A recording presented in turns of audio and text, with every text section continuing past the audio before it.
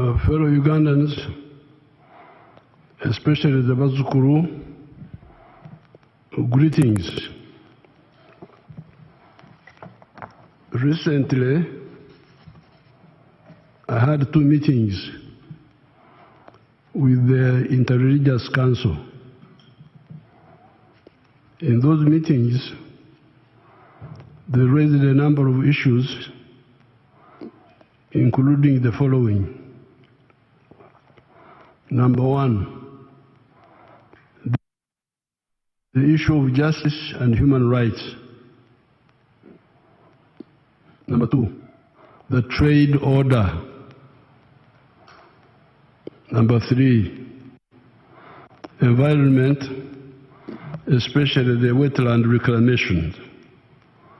They of course also saluted the NRM for their achievements during the last 40 years. Regarding the issue of justice and human rights, they were concerned that the historic achievements of the NRM of bringing peace and respect for human rights that led Ugandans to universally say, Wakiri twebaka kutulo, which translates as at least we sleep peacefully after many years of fear, insecurity, and lack of peaceful sleep.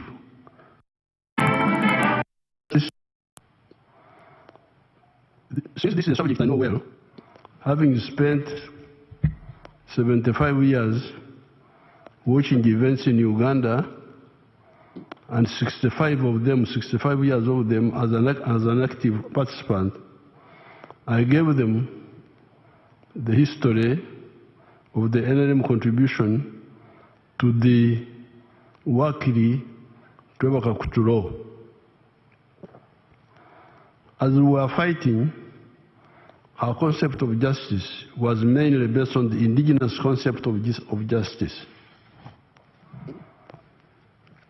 The indigenous communities of this area insist on full accountability or restorative justice. Unlike the colonial and neo-colonial justice of actors in wigs, sometimes trying to obscure facts, the indigenous communities insist on substantive justice. With the indigenous justice system, in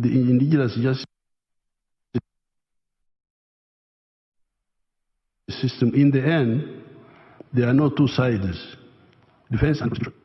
In the end, what matters is what was the truth. What was the truth? This is what we, the indigenous people, insist on. The tragic comic practice of the defense dedicating itself to obscuring the facts is foreign to our indigenous system. It is this frame of mind that guided us in the Royal Triangle. I've told the different fora of the incident of a boy called Zaburoni and his colleague in the area of Semuto, the village of Murule, in 1982. Zaburoni and his colleague drank alcohol and killed 3 villagers on account of their alcohol. Janet Mkwaya was a government magistrate in the area when we captured the area. She tried the case and passed a sentence that I don't remember well. Then the matter came to the High Command, of which I was chairman. In the High Command, we had somebody that had studied as a neo-colonial lawyer at Makerere. This was Jim Mwezi, who was our secretary. He advised that, according to the colonial law, Zaburoni did not kill the 3 villagers in Murule, that it was the beer inside Zaburoni that had killed the people, and therefore Zaburoni could not be guilty.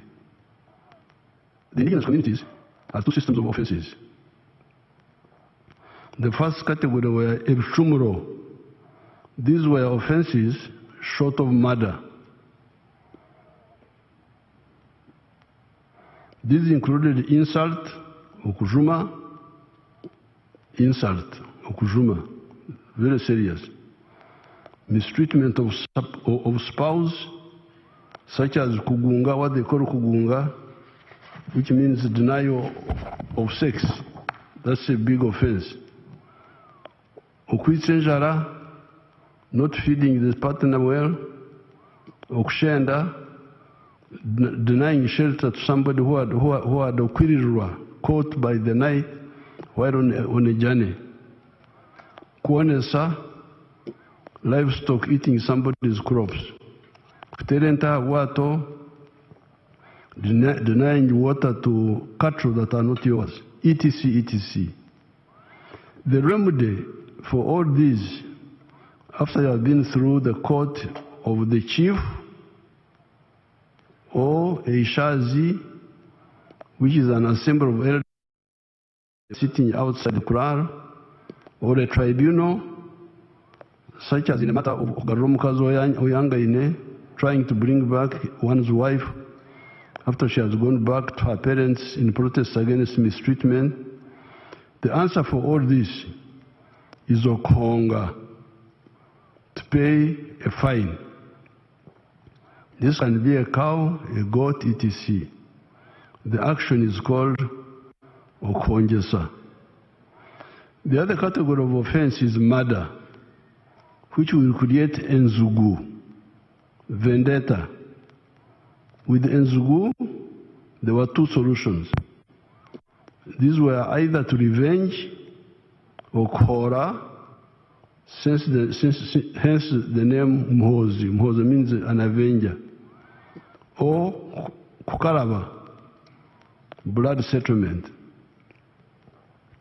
If the offending clan did not want to suffer revenge, they would reach out to the victim's clan and offer to kukaraba, which is to pay big compensation in cattle for the murdered person, and the abafumu, the priests, to wipe out the enmity with some rituals that cleans away the blood.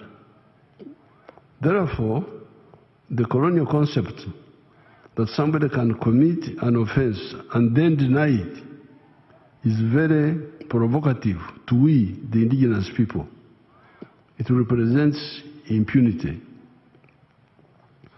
Aware of this orientation of our people, we could not bear listening to the line of people like Muhwezi. In the case of the Semto murders, where it was the beer inside Zabroni that was guilty, but not Zabroni. Since Zabron had made himself a jerrycan of alcohol, and that jerrycan had killed 3 Ugandans, Zabroni and his colleague had to be shot in public and at a point where they had killed people. It is that initial act of balanced justice that catapulted the prestige of the NRM in Buganda and Uganda. The Baganda said, Bano Balina Mazima. These are people of truth and justice. Hence, the work in Kakuturo you are talking about now. The work in Kakuturo came because of strict accountability, which we had started when we were in the bush. Even when we came into government, the same was maintained. Indeed, some soldiers have been executed in public for killing people. Examples are Sergeant Kibonge, Sergeant Omona, Private Codet, etc., etc. If Uganda had been peaceful in 1982, in the case of Zabron and group, we could have explored the option of Kukaraba. That was the only way we could save Zabroni, to have blood settlement. But we didn't have that opportunity.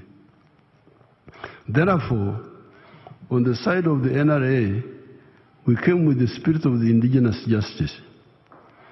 However, in the wider system, the legal practitioners and some of the elite adhered to the colonial system that is quite ridiculous in some cases. Take the example that sometimes the accused can refuse to answer. In the tribe, you say, I don't want to answer, you are guilty.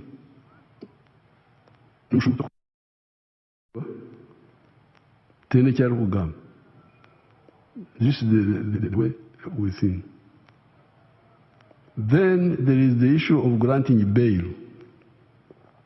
even when the accused can interfere with the case.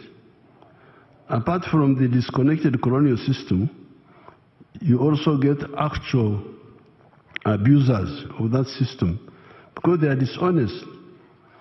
Even with the colonial law, bail is apparently only given when the accused cannot interfere with the case. However, you have seen rampant cases of policemen giving bonds or magistrates giving bail to village thieves that are threatening rural agriculture.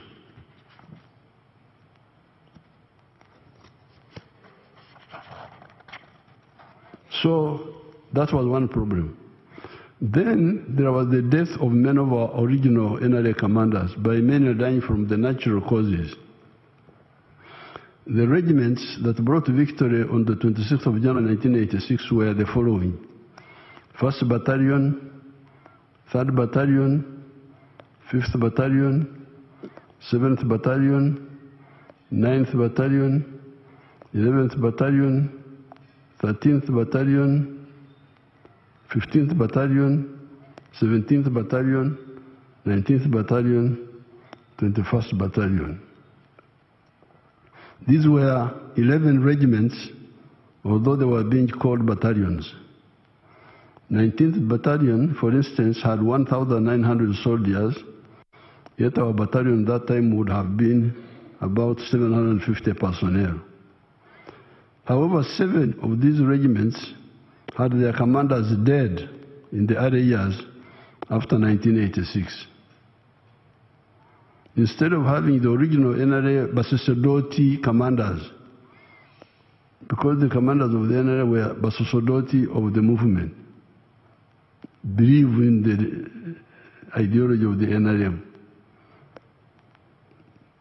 Instead of having the original Basosodoti commanders, we started having either careerist commanders, Nkola Mulimu,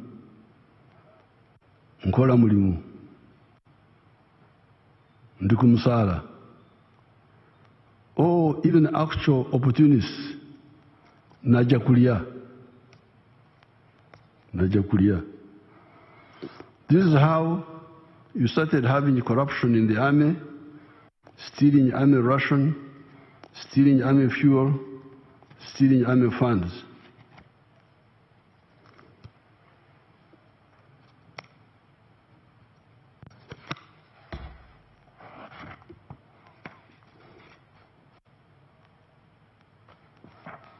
In the wider society, however, the prestige of the NRM on account of working the Kakuturo, as well as repairing the ruined economy, goods in the shops being plentiful, some of the infrastructure being repaired, the prestige of the NRA grew. So our cadreship was becoming weaker, but still the reputation of the prestige of the NRM grew because of the successes. But the Basosodoti were not enough. The NRM, therefore, attracted big membership, standing at 18 million by May 2025 last year when we checked the registers. However, gaps in observing human rights, in fighting corruption and fighting crime, mainly on the part of the political class, the bureaucracy, and the judiciary, remained. So you had success economy was growing, goods were plentiful in the shops.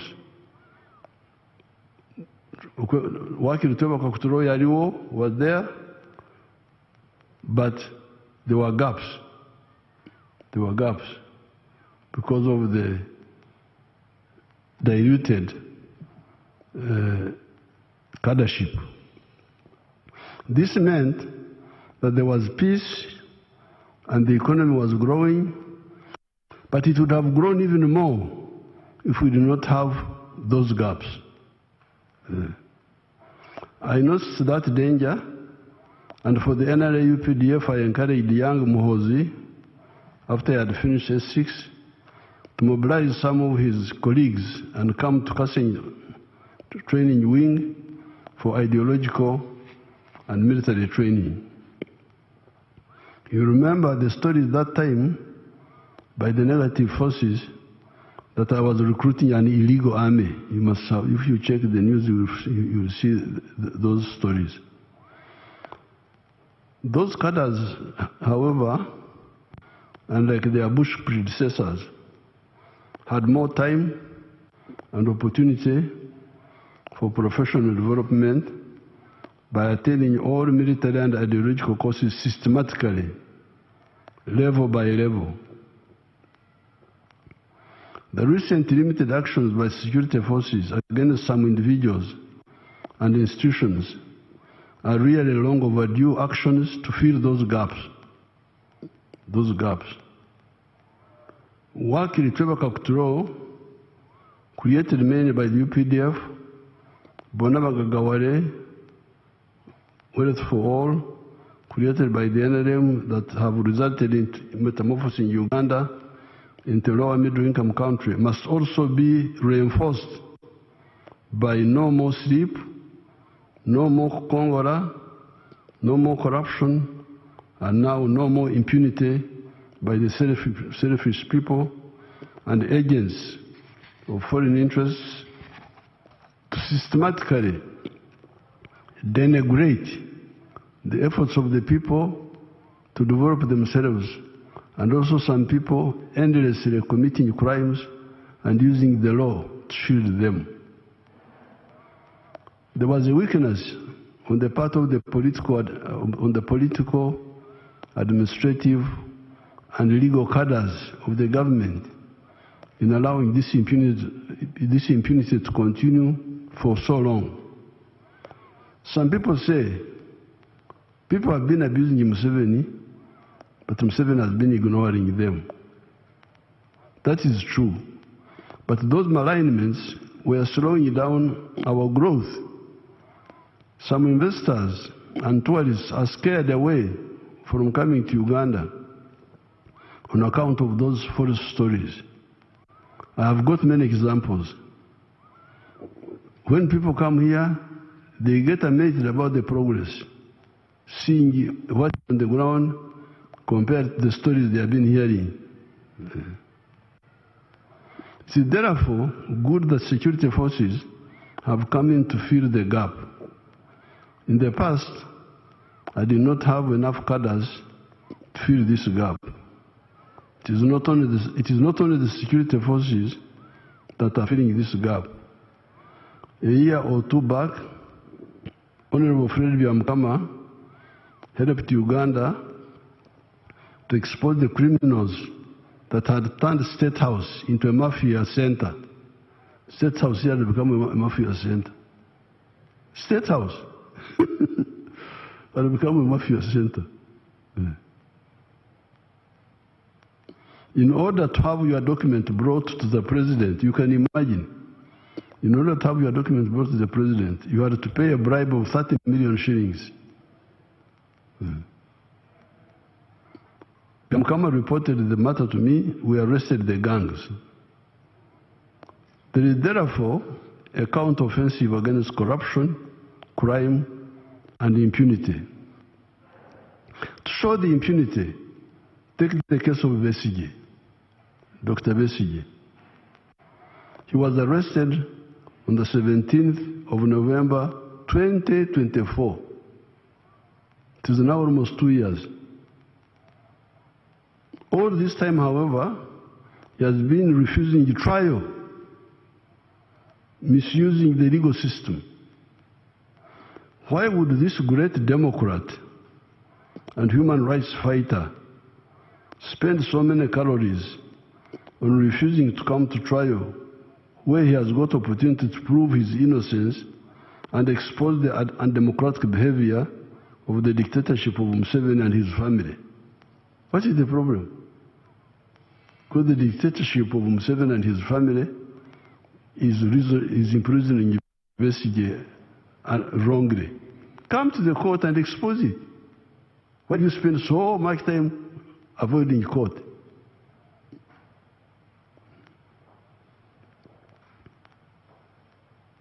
Second question, why should the legal system for so long